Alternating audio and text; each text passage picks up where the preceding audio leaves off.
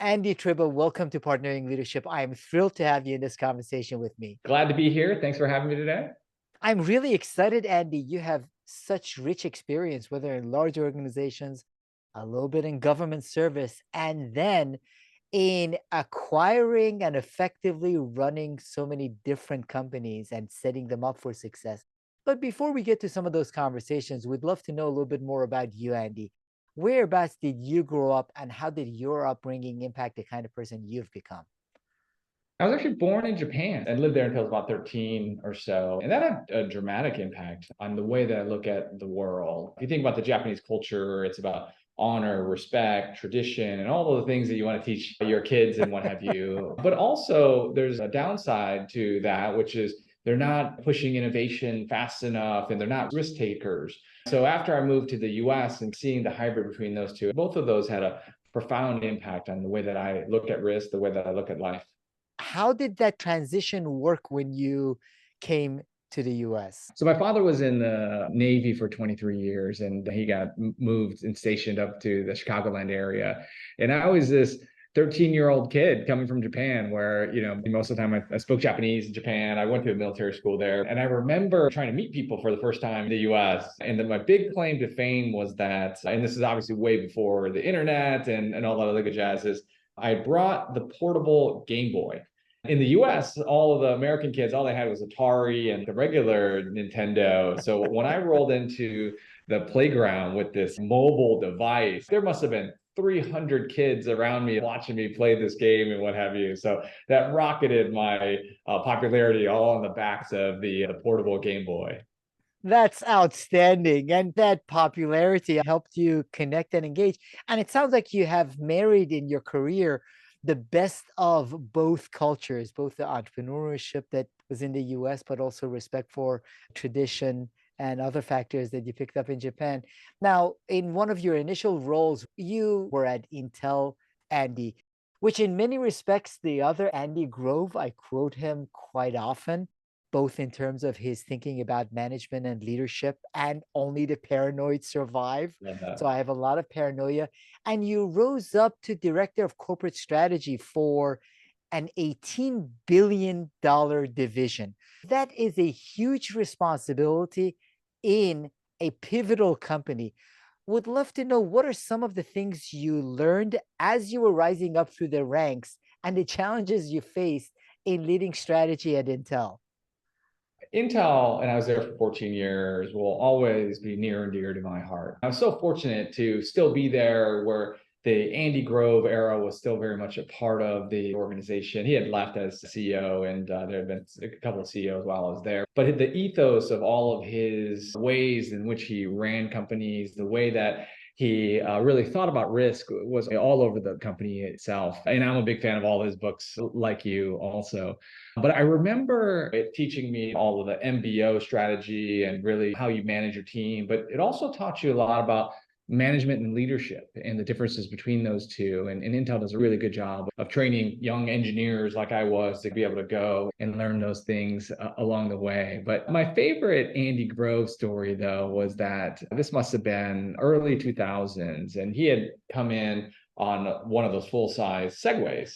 He was coming into one of the meetings, it's a big auditorium. We jumped on stage. And in classic Andy Grove style, he started yelling at every single one of us. His main point was that, hey guys, I have no idea whether or not this device here is going to make a difference in the world, or I have no idea which design wins are going to win and which ones are going to lose, but neither do you. And literally, you guys are trying to be smarter than the world and picking and choosing which design wins out there versus being that horizontal provider and letting everyone else build on top of it. And that's always stuck with me, where you're like, absolutely, it's hard to sit there and pick winners. But listen, if you can be that horizontal provider that everyone builds on top of, then there's tons of opportunity beyond that. So many things I take from Intel, but I definitely enjoyed seeing and being in meetings with Andy and just hearing his style, which is just amazingly abrupt. And we had something there that he coined called constructive confrontation, where literally we would get up on the tables and we would scream at each other and we would be confrontational in that case. But it was always respectful. And it was always about the topic. It was never about the person. So then after you get done screaming at each other, you make a decision, you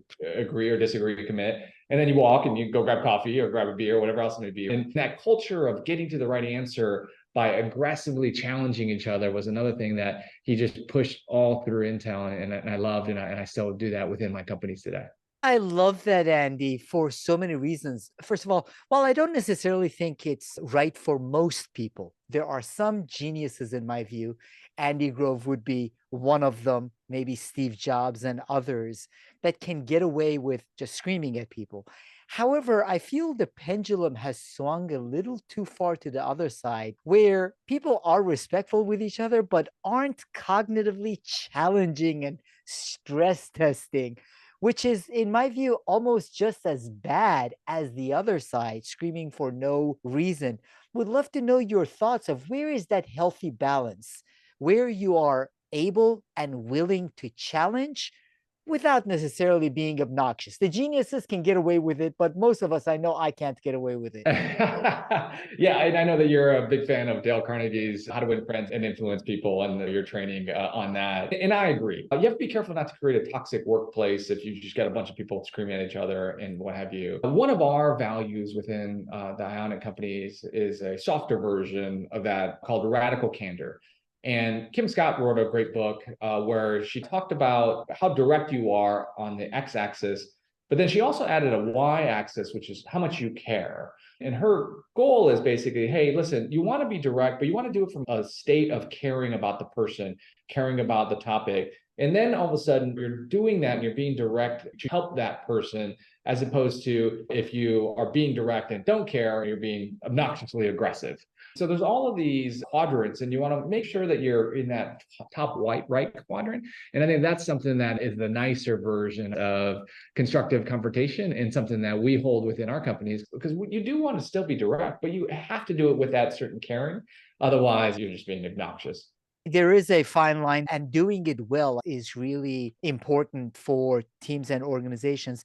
Now, you had a lot of success at Intel. And oftentimes, people who have success in larger organizations don't as effectively transition to an entrepreneurial environment. How were you able to do that? Because since then, you have found, bought, started, pulled together a lot of entrepreneurial ventures, and I've had a lot of success on that end of it. How were you able to transition from a corporate environment, Intel, very structured, to an entrepreneurial one? Yeah, that's a great question. And I have so many of my friends, exactly as you said, has been there for 30 plus odd years and what have you. Because big companies do a really good job of making you feel comfortable, throwing some stock options like that are out in time and what have you. And Intel actually even has a sabbatical program every 7 years. Those are milestones. But I feel very fortunate in that I was able to live through, and I joined Intel basically just before the dot-com bust era. I remember a bunch of my friends who did not join Intel joined pets.com and all these other startups, and it was going crazy. And I remember them just laughing at me that I was at Intel. And I thought, hey, you know what? I love what you guys are doing, but man, the learning that I'm getting from this big company, at some day though, I do want to make sure that I take those learnings and then go apply it in the startup world. Now, of course, we all know how the dot-com boom and bust came in and went. But when the time came for me to go start companies, I really took that early ethos of Intel and said, great, how do I still focus on the key metrics that matter here? You know, the John Doerr, who was also on the board at Intel for many years and mentor with Andy, he's got a great book called Measure What Matters. So I kind of took that leap of faith and tried to apply some of that discipline into these areas that then took massive risk, but then apply playbooks across each one of these. Granted, some of the early playbooks and every other startup, you struggle along the way and you figure it out and what have you. But the speed that then teaches you that you have to operate is so different, because playbooks are great, but applying them at the speed that you need to do within the startups is where oftentimes you'll see failures occur when people try to go make that transition, because there's no one you call for business cards. You're the janitor. You got to do everything on your own in the startup land. But I loved it. And I think I've started 5 companies at this point. I just buy companies because I think I call myself an entrepreneur that ran out of good ideas. And now I just buy other people's good ideas and try to make them a little bit better. Because that first 0 to 1, that first chasm is really hard. And you burn a lot of capital getting through that chasm. So if you can take a company that has actually jumped over that and then help them with additional product market fit, I find that it is much easier than starting from 0 to 1. So I promised myself I'd never start another company. I guess we'll see whether that happens or not. But I'm such a huge fan of entrepreneurs and startups because the world needs people to go out there and take these irrational risks to go make the world 1 degree better. And I love entrepreneurs as a result. I'm not sure I would necessarily say it's much easier. It's a different level of engagement, and now you can bring a different level of value also to those organizations. There is a certain level of effort that needs to be put in at the entrepreneurial stage, certain insights that it takes, but there is certain structures, processes that you need to assess and then support these organizations. So would love to know your thoughts, Andy. As you mentioned, you now have gone to the point where you are acquiring and you're integrating companies. What is your process? How do you look at a company, an entrepreneurial startup, and say, this is worth acquiring before then finding out how you work into integrating them? We spend a lot of time really analyzing various industries to really understand where we want to have entry points into. And we only buy enterprise software companies. So we go after the part of the market that we consider to be the best part of the market to be investors in. And so where you have super sticky software that's really hard to rip out, that you have customers that are using it for mission critical things, that they are looking for long-term relationships, you have pricing power, all of these things that make great markets is what we look for when we go into various investments. And oftentimes this is say a vertical software or something along those lines, and oftentimes with enterprise customers. So we look at anywhere between 700 to 1,000 companies a year where we'll go and analyze the various spaces. We'll run our playbooks on how we actually go look at the various spaces, go look at the valuations of these companies. And then when appropriate, we will then go and acquire that. And that acquisition will either be a platform company where we'll then use that as a seed, if you want to think of it like that, and then go buy other companies that tuck into that. Or there'll be brand new platforms that will then germinate additional companies that we fold into that. But we love the enterprise software space. And we think that the dynamics of that space is just, it's such a great place to be versus, say, a consumer business that you have going out there and trying to drive brand value and get consumer awareness out there, which isn't our strength and is something that we find very, very hard to do. AI is impacting a lot of different aspects of knowledge work. One of the areas that I believe it will significantly impact is in software. Mark Andreessen at some point said software eats the world. Now it looks like AI is eating software. Would love to know your thoughts on how AI is impacting software. Yeah, that's a great question. Dramatically is the bottom line. But we actually divide the AI impact into two different impacts on software. You either have AI enhanced, where it actually adds into the roadmap and it makes things better, or you have AI displaced, where it just basically takes over all of that software and it just no longer exists. So we really look at the world at both of those. And if you think of an example of, say, an AI enhanced workflow, think of the enterprise resource planning or ERP space.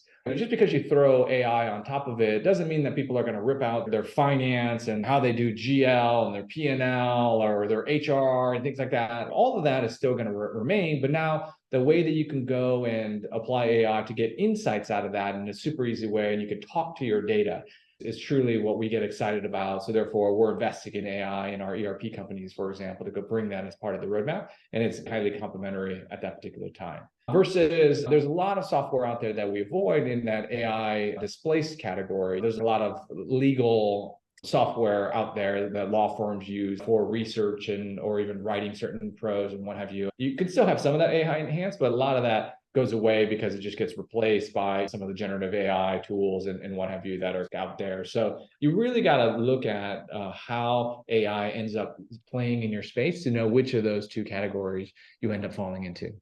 The other thing that I'm curious about is I'm seeing potential in different spaces for AI enabled growth of organizations very quickly with very few team members. Would love to know your thoughts beyond software, how you see AI impacting knowledge work. So when you're thinking about it, whether it's with respect to your acquisitions, integrating companies, or just in general, how do you see the impact of AI over the coming years? I'm a techno optimist. So I look at technology as enhancing, particularly a lot of the knowledge worker space, and being able to then go and make their work faster, better, higher quality. If you look throughout history, there's always been concerns of technology displacing workers, whether you're talking about in the early 1900s and some of the riots that were on the farms because of the advent of a lot of the new technology around the farming tools, to even more near-term examples like in the 50s and 60s, there was pin setters where there's little boys that were actually at the end of the bowling alley that would set up the pins again. They were all replaced by the automatic pin machines and what have you. And there's big outcry on that. Or even in our generation, where you and I believe grew up when the internet first came out. And if you remember, there was all this debate on, even in schools, on whether or not you can use Google or you couldn't use Google for research or whatever else. And people were like, oh my God, it's going to ruin education because all of the information is on your fingertips. And you're like, not really. I think in every single one of those categories,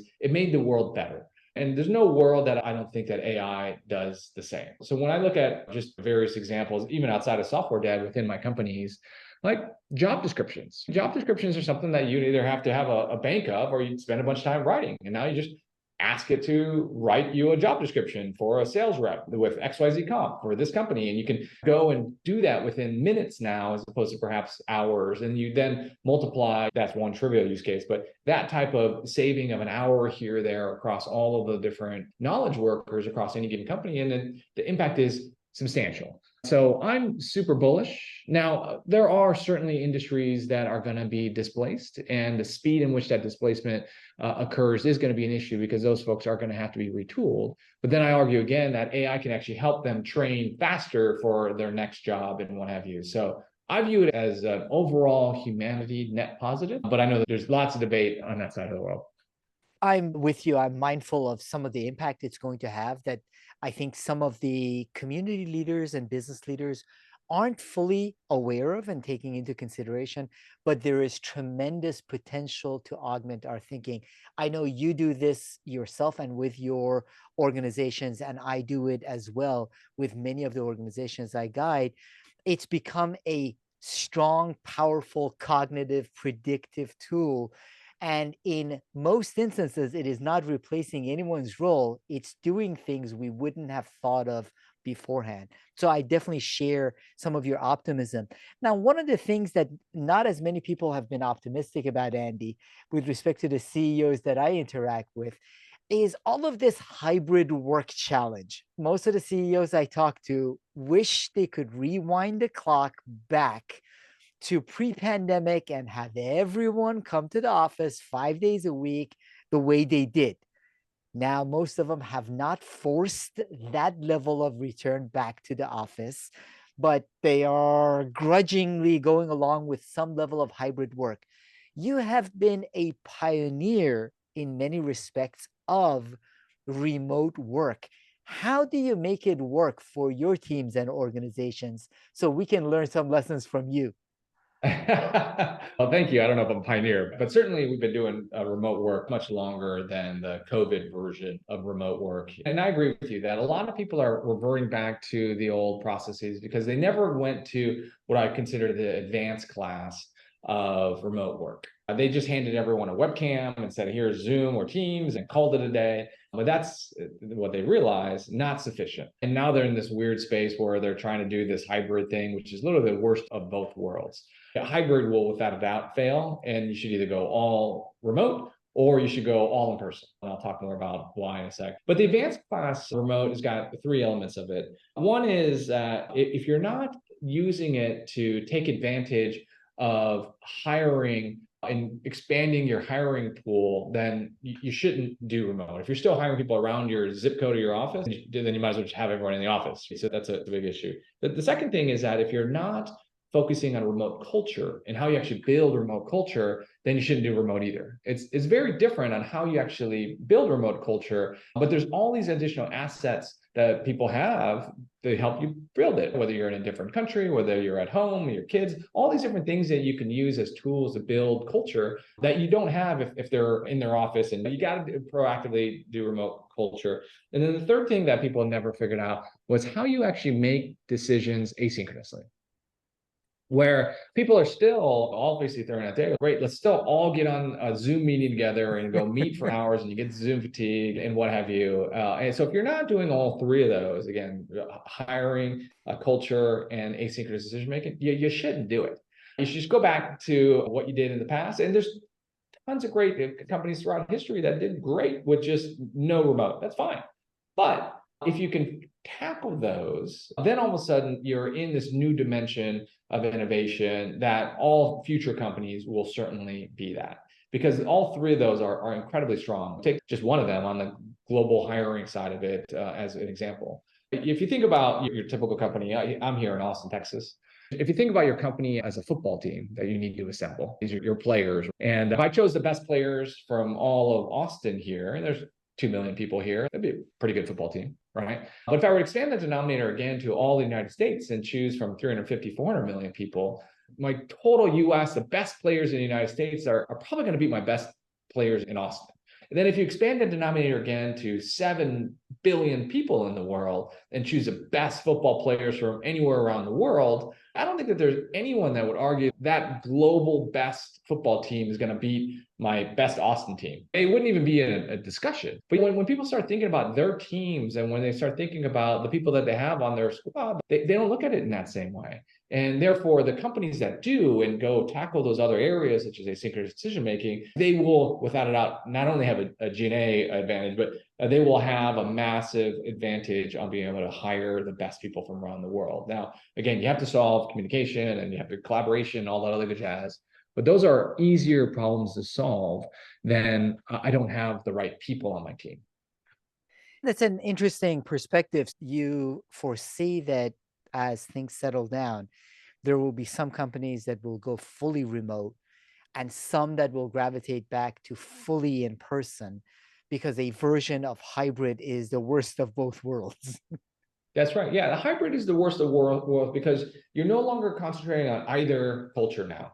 You're either in an office, but not everyone's in the office. So you're not focusing on remote culture, your office culture. Your setup within your conference rooms are set up for the people that are there. And oh, by the way, you might have some other people on the screen, but the people that are there in the office have a disproportionate power over the people that are remote because, oh, by the way, you hit end meeting and then you're walking down the hall talking to your boss or whatever else it may be, and you're getting some additional insight or whatever else it may be. So that then not only makes the people that are remote alienated, they're also lower power and therefore they don't get promoted and all that other good jazz. And by the way, a bunch of the decision making is made in person in the hallway, and that may or may not be communicated to you or written down and things like that. So it leads to all of these really bad behaviors where the remote people are no longer on the same playing field as the in-person people, and therefore the whole thing breaks down as a result. So that's why I'm a big believer. And then doing this, okay, we're going to do it for 2 or 3 days a week or something like that, then suddenly doesn't enable you to take advantage of that global hiring that I mentioned, because now everyone has to be within driving distance of the office for 2 days a week. So all of these trade-offs that you have to make in the hybrid world, they're not worth it. And the only reason why people are even doing it today is because they fear people quitting and going to another company that is either remote or offer this hybrid situation. But you go talk to most of the CEOs and no, I'd rather not. I'd rather have everyone here. And therefore, I believe that's what the end result will be for those companies. And people will just choose. Do I want a full remote company or do I want an in-person company? And they're both great. I was in person at Intel. It was great. There's nothing wrong with in-person. We've been doing that for hundreds, thousands of years, really. But it's just not the end state that we will end up optimizing to. I think most companies will take advantage of that global world and solve the other hard problems. So there is an advantage and disadvantage to each. A couple of things that I typically hear, would love to get your thoughts on. One is the proverbial water cooler where everyone gets together and has those conversations that CEOs say creativity requires people bumping into each other, having conversations that aren't scheduled and aren't planned. How do you think through that in operating in a fully remote environment, Andy?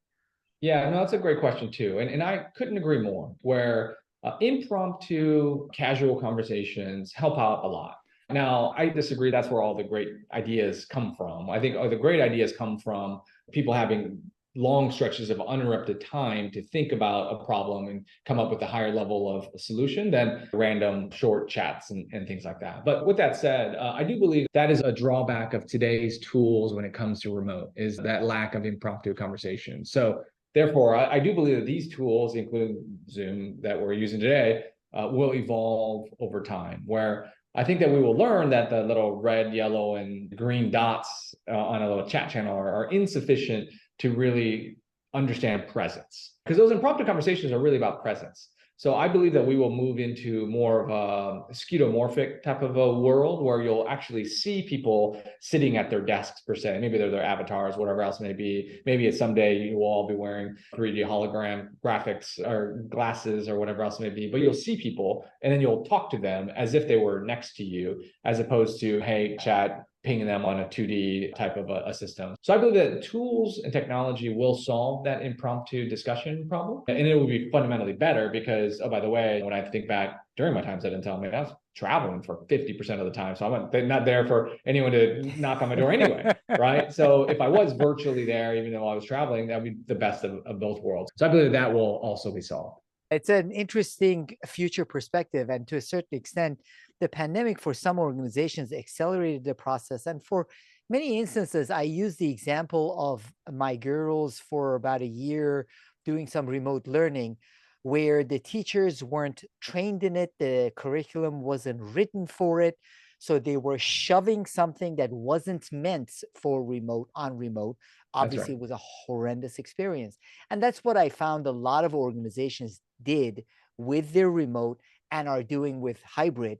They're taking the structures, the thinking, the mentality, the approaches of fully in person and shoving it 1 day, 2 days a week, whatever it might be, in remote. What I hear from you is that's not the way to think about it. Doing remote is totally different. Doing in person is totally different. That's right. That's right. And agree. Again, I think the teacher examples is a good one. You're coming from an environment that was obviously all, for the most part, in person. So your curriculum was on paper, your teachers didn't know how to use the technology, and then therefore the students got a terrible experience on that whole world. But therefore, that broadcast-based system won't be the way that people teach in the future either. People will actually use AI adaptive learning apps to have customized curriculum for every single one of the kids. And then you'll bring them together for other cultural elements that are related to growth and things like that. But the actual curriculum won't be broadcast-based teacher like you do today, which is an outdated system that we have really around the world anyway, where you have a lecture going on, which is the wrong way to do it. But literally, we're doing the exact same thing on the business side, where you have a town hall, you got someone standing up, and you got a bunch of people just sitting there listening or not really paying attention and doing their email instead. These are all things that naturally go away because they're just inefficient and there's just not the right way to do things when it comes to optimization of people's time and utilizing their cognitive capabilities. And therefore, as innovation continues, I'm highly optimistic, more so in the fully remote innovation world than I am in person, because in person, you're not really optimizing along those same vectors of productivity as you are in the remote world. You are at an interesting cross section where you have both the entrepreneurial experience and President Obama's Council on Jobs. You are acquiring and integrating companies. Would love to get your thoughts and insights on where this future of work, not just hybrid or remote, where do you see the future of work going with exponential technologies such as AI? And just in general, as you are investing both in software and outside, where do you see business being 3 to 5 years from now? That's a great question. And as a techno optimist, I have a tendency to be directionally right, but be very wrong in the timing in which things occur. I've got a good friend of mine who still gives me a certain amount of grief because my girls are 12 and 14. And I passionately said that it was going to be illegal for them to drive a car, which I still do believe that will occur, that humans will be taken out of the loop when driving a car. It just may not be in the time period that it might be with my girls. I was like, they're never going to get a license.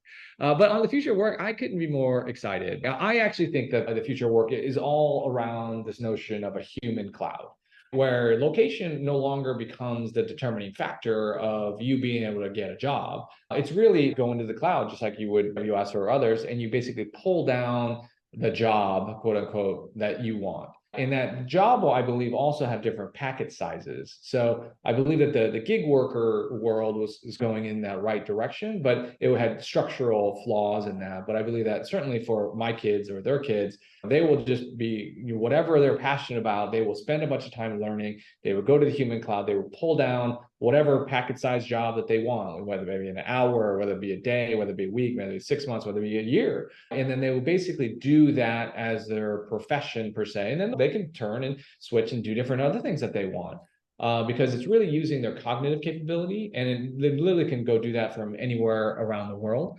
And I believe that they'll get paid in whatever currency, and maybe it's crypto at that point, who knows? But in all scenarios, like this notion of you getting a briefcase and going to the office and sitting there and doing some job, banging away on this ridiculous, outdated keyboard, it's all going to be outdated. And also this notion of being able to switch jobs whenever you want, it will absolutely be the case. So I believe a lot of these folks that are living in the gig world are a little bit in the future, and the rest of society hasn't caught up to that when it comes to benefits, when it comes to all of the other things that make up the modern day workplace. But those will also be coupled from work, because it really is ridiculous even today. Like, why is healthcare tied to my company? It should be tied to me. So all of these things will fix itself through marketplaces, and then you will be your own individual and then pull from this notion of the human cloud. I love that term, human cloud. Tom Peters in the late 90s was talking about the future of work being closer to the way movies are made, where a group of people come together for a specific project. It's a different director, different music producer, different actors for each movie. They come together, finish a project, they disband, and they go on to the next project. So when that's the case, there are a couple of policy issues we'd love to get your thoughts on. One is something you alluded to briefly, is that at least in the US, this is an international audience that listens to the podcast, but at least in the US, healthcare and other benefits are associated with the job. Secondarily, if that's the case, then that means you can source talent from anywhere in the globe. Therefore, the people in the highest income economies are competing with people with the similar capabilities in the lowest income economies.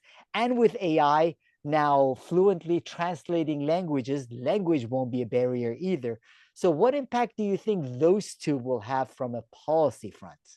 Yeah, a great question. On the first one, you see the decoupling of your own individual services that you need. Again, healthcare marketplaces, tying it to yourself instead. Anything that you could think of that was associated with the corporation gets associated to you instead. And I believe that provides the individual tons of flexibility and freedom to go and choose whatever type of work that they want. They shouldn't have to be bound to an employer because of a certain set of benefits and things like that. And if you look back at the history of benefits, a lot of it did come from World War II and what have you, where they couldn't offer pay increases and things like that. So they wanted to decouple in some other tangible benefits and what have you. But I believe all that gets decoupled. And I believe that policy will actually make it easier to do that. There's a lot of policy out there today that actually makes it harder to do that. The whole notion of a 1099 contractor versus a W-2 and what you have to classify as W-2 and what have you. And that creates friction in the process as opposed to just making it a free market-based system. And I believe that will also change over time. Now, lots and lots of politics and unions and all that other good jazz associated to go in and make that happen, but I'm a big passionate believer. Now, the second part is a harder question. Okay, now you take that into a global wage rate. And how do you then have the developed economies competing against low wage workers and things like that? And you saw it time and time again where manufacturing moved from expensive regions to less expensive. But even that, you've seen it revert back. A lot of the manufacturing, even Intel is now making a lot of the chips here in the United States. But when it comes to knowledge, I do believe that we normalize in what we'll end up calling a cloud wage, where I believe that there will be a marketplace clearing price for specific skill sets that are out there. And it will have a depressive factor in some areas, and then it will have a massively inflationary model in other countries. But it's all based on skill. So that doesn't mean that your whatever Java engineer that's making 200 grand a year in the United States suddenly gets replaced by a $2 an hour worker over here, unless that person over there is of the same skill in writing that code.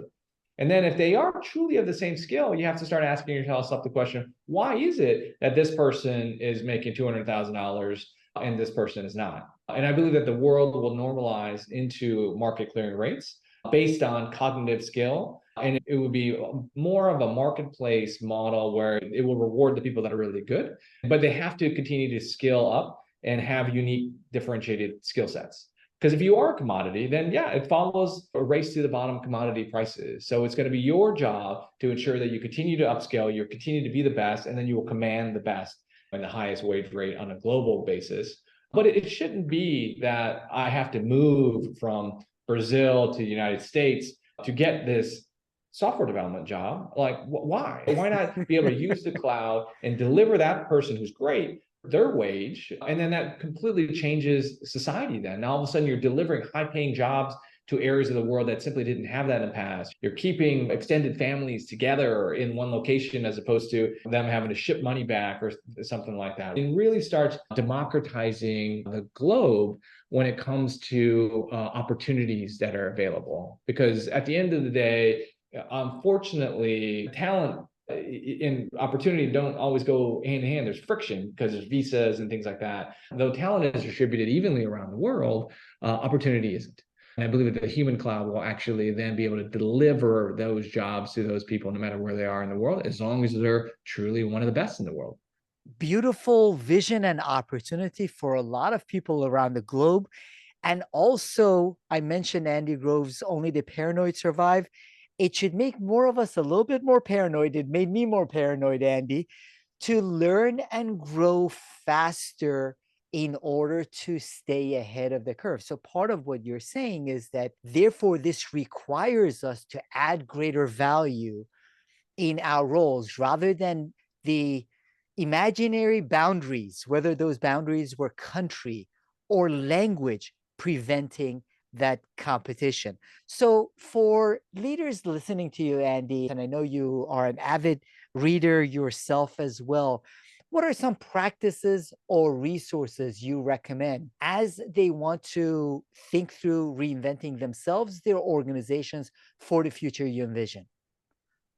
It's really interesting that I do end up decent amount of time reading and what have you, but all of the books that I end up going back to are actually all of the things that make us human more than anything else. I talked previously about Dale Carnegie's book, if you're still in the top 10 list, and you read that, and it's obviously no mention of AI, things like that, but it's how do you interact with people? And if there's ever a time in the world where you need to be able to interact with those around you on a global basis, it is going back to the basics of how you are human or how you work. There's another book behind me that's called Deep Work by Cal Newport that I love, which is how do you carve out enough uninterrupted time in your day so that you're not constantly being pinged and you can go get to that higher level of cognitive answer. So a lot of the books that I end up reading actually have come full circle and have come back to, okay, what is it that makes you human? How do you then go optimize your environment in this new world with the principles that really were tried and true from generation to generation? Oh, I love those recommendations, Andy, and couldn't agree with you more. As people think about AI and its impact and other exponential technologies, we need to double up on our humanity. And whether it's Dale Carnegie's works or Cal Newport at my beloved Georgetown University, I love those because it's going to require us also to do more deep thinking, get to know ourselves better, understand how to connect better with other human beings. So I really appreciate those insights. Now, we just scratched the surface, Andy. You've got such rich experience in all kinds of businesses. For the audience to find out more about you and follow you and your content, where would you send them? Yeah, I guess I would formally call it Twitter. I guess it's X now, but certainly you can follow me at Andy Tryba, AndyTryba, from a Twitter handle perspective, and happy to engage on DMs there. I really appreciate the conversation with you, Andy. Thank you so much for joining me in this conversation, Andy Tryba. Thanks for having me.